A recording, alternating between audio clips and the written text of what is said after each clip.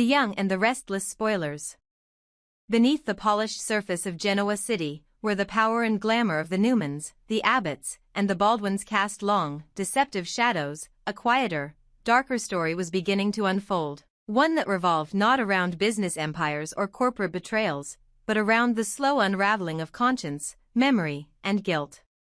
Noah, once seen as the gentle son of Sharon and Nick, a man guided by art and sensitivity rather than greed, now lay pale and motionless in a hospital bed, trapped between life and death.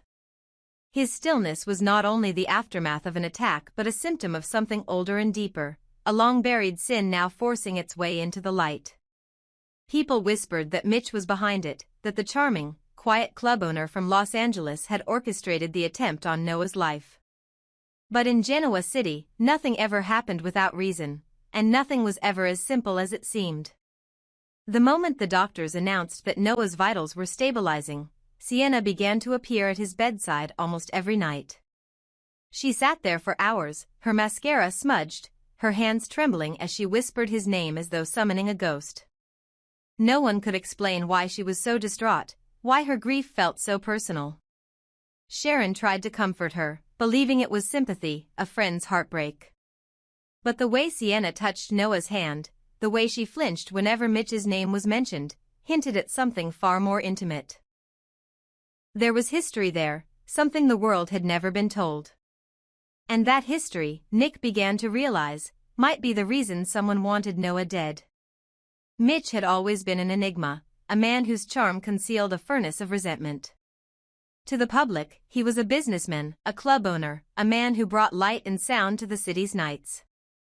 But those who had seen him behind closed doors knew his temper, his possessiveness, the way his voice could cut when Sienna contradicted him.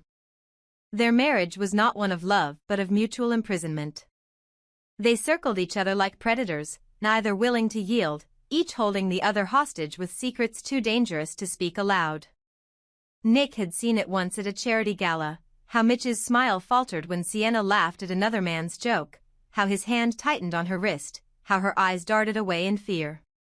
That single look told Nick that whatever was happening between them was not normal. When Noah's name began to surface in their arguments, Nick's instincts told him the truth was uglier than anyone suspected.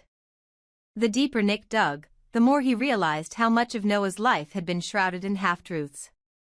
Before the attack, Noah had spent weeks in Los Angeles under vague pretenses, something about a photography project, an art exhibition. But the dates didn't line up, and the gallery he claimed to be working with denied any collaboration. What was he really doing there? And why had Sienna's name appeared repeatedly in his phone logs during that same period? Sharon, desperate to protect her son's reputation, clung to denial. She wanted to believe her boy was innocent, that the attack was random, a tragic mistake. But deep down, a mother's intuition told her there was something Noah had hidden, something he had been running from even before the night of the incident. The more she thought about it, the more she remembered the subtle changes in his behavior, his distant gaze, his nervous laughter, his reluctance to answer questions about Los Angeles. Mitch, meanwhile, remained infuriatingly calm. He denied everything, but his silence was heavier than any confession. Whenever someone mentioned Noah's name, he deflected, turning the conversation elsewhere. Yet the tension between him and Sienna was too palpable to ignore. They argued in public, their anger sharp enough to draw stares. Some claimed to have overheard fragments of their fights, accusations, betrayal, threats. To outsiders, it seemed like a crumbling marriage. To Nick, it was something more, a cover for a crime neither of them wanted to take responsibility for. Then came the night when Nick entered Noah's hospital room after hours, expecting only to check on his son. What he found instead was Sienna standing over Noah's bed, crying uncontrollably, whispering apologies that sounded more like confessions. She was holding his hand so tightly that her knuckles turned white, and when Nick called her name, she recoiled as if caught in a crime. That was when everything clicked for him. This was not a story about love gone wrong, it was about guilt, obsession, and the consequences of crossing a man like Mitch. In the days that followed, Nick began tracing the pieces backward. Mitch's finances had strange withdrawals, money disappearing through shell accounts that linked back to Los Angeles. Security footage from the night of Noah's attack showed a dark SUV near the parking structure, registered under one of Mitch's business fronts. It was clear he had the means, but the question remained, why?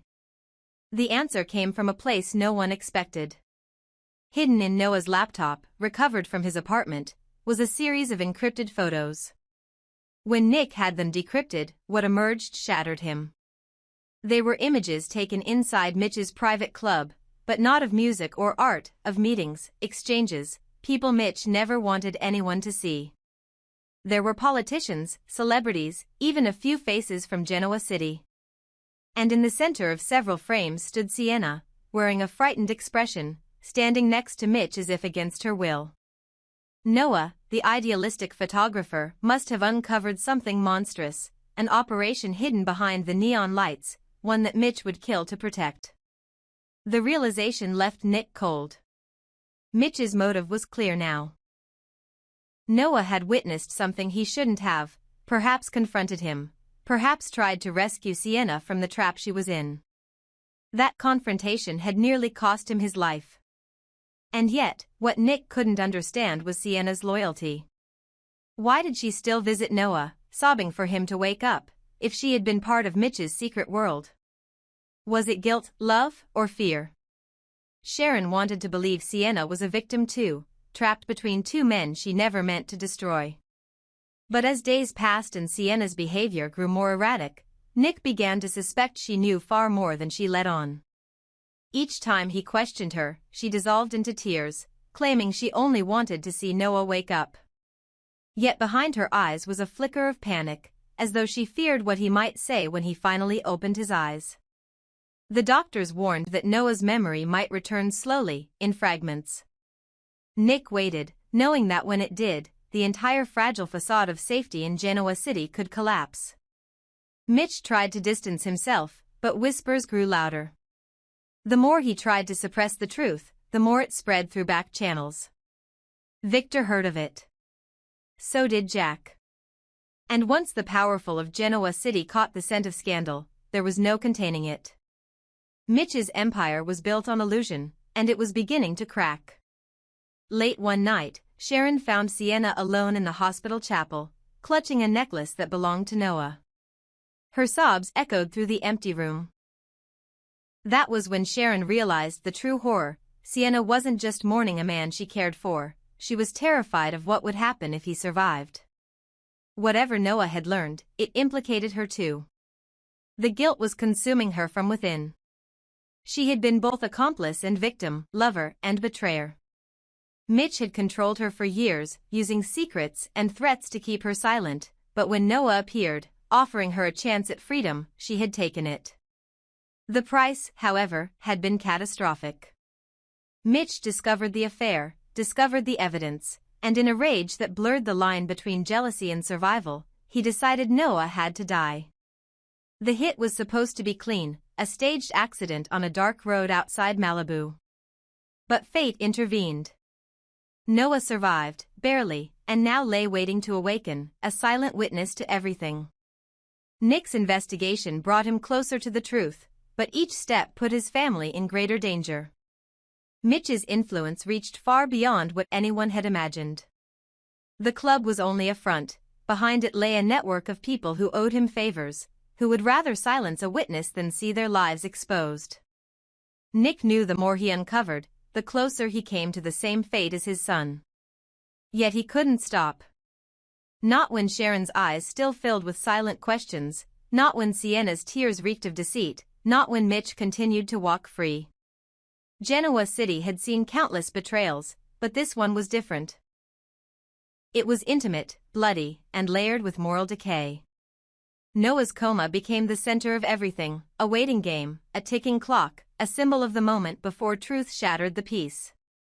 As the machines beside his bed hummed softly, everyone who had touched his life hovered between guilt and fear, praying he would never wake or hoping he finally would, depending on which side of the lie they stood on.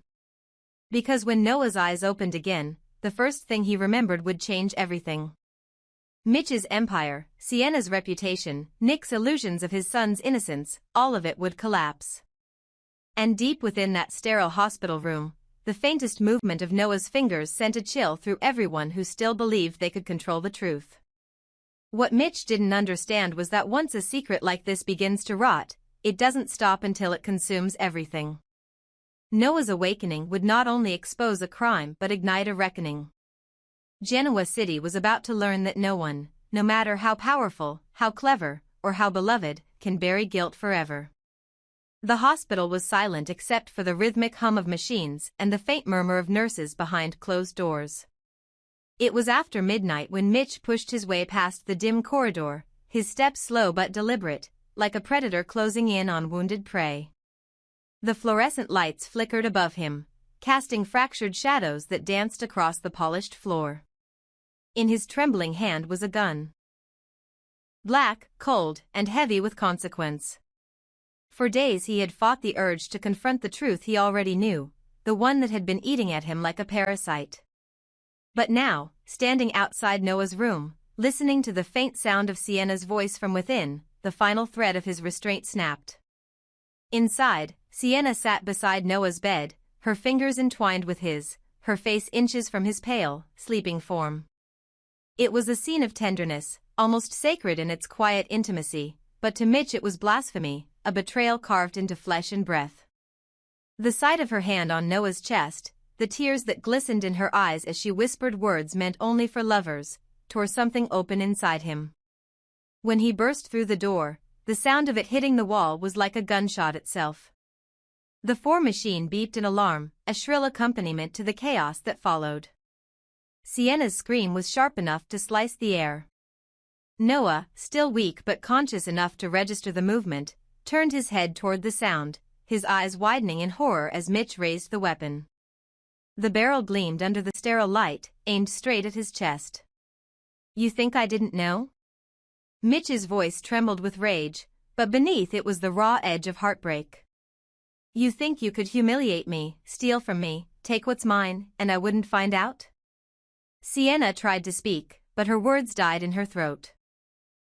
Her tears ran freely now, her hands outstretched in desperate supplication. The gun shook slightly in Mitch's hand, but his resolve did not waver. From his jacket, he pulled out a folded photograph and flung it across the room. It landed at the foot of Noah's bed. Under the harsh lights, the image was unmistakable. Noah and Sienna, locked in a kiss so intimate it looked almost cinematic, a frozen moment of forbidden ecstasy.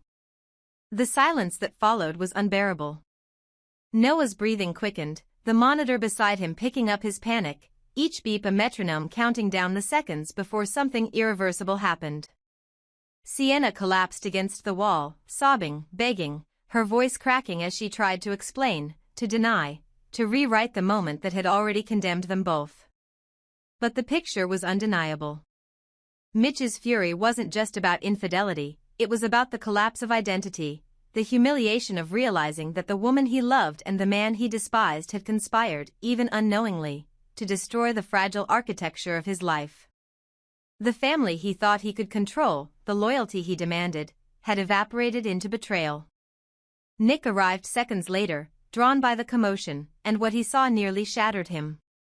His son, pale and frightened, clutching Sienna's trembling hand, Mitch, wild-eyed, his finger resting dangerously close to the trigger, and the photograph on the floor, proof of everything he had feared since the whispers began. In that instant, Nick's soul fractured. His instincts as a father told him to protect Noah, but his conscience recoiled at what the image revealed. His son, the boy he had raised to be honorable, had become the catalyst for another man's ruin. The weight of that realization pressed down on him like a physical force.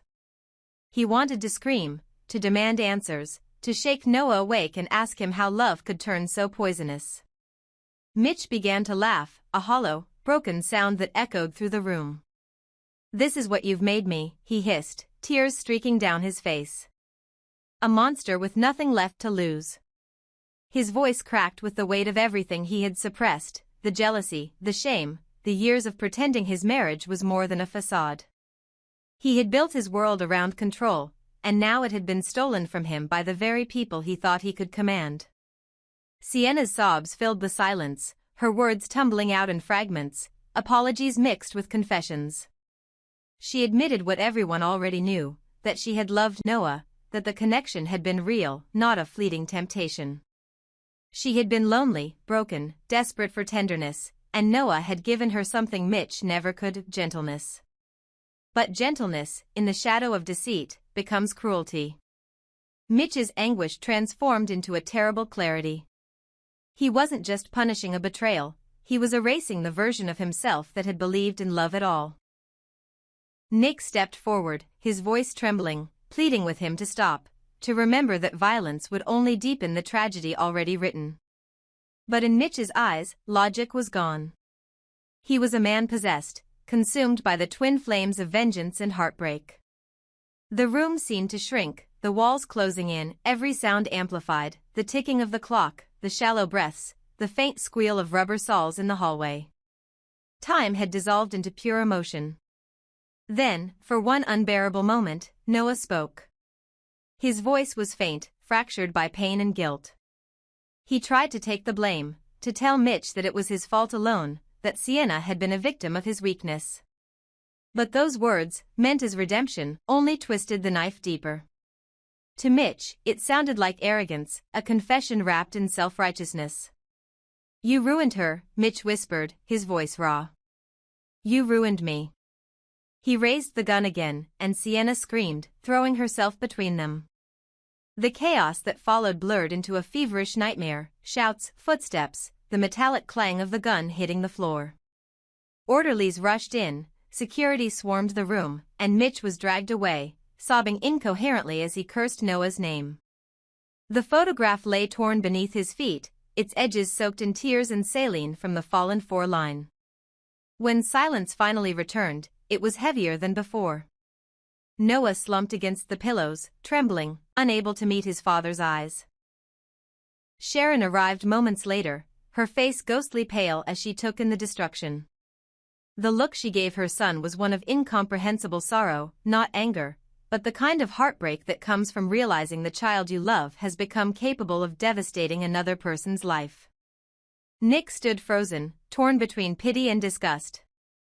He wanted to comfort Noah, to remind him that he was his son, but he couldn't shake the image of that photograph, the proof of moral collapse, of weakness masquerading as love. Outside the room, Mitch's cries echoed down the corridor until they faded into the distance. Sienna sat on the floor, her body shaking, her soul hollowed out by guilt. The love that had once felt forbidden and thrilling now felt poisonous, stripped of its beauty and exposed as something destructive. And Noah, staring at the ceiling, knew that whatever forgiveness awaited him would never erase what he had done. His recovery would come at a price far greater than pain. He would have to face the truth that his selfishness had destroyed not only a marriage but a man's sanity. Genoa City would soon know everything. The whispers would spread, reputations would crumble, and the Newmans would once again find themselves at the center of scandal. But beneath all the noise, one truth would linger: betrayal, no matter how it begins, always ends the same way, with blood, regret, and silence.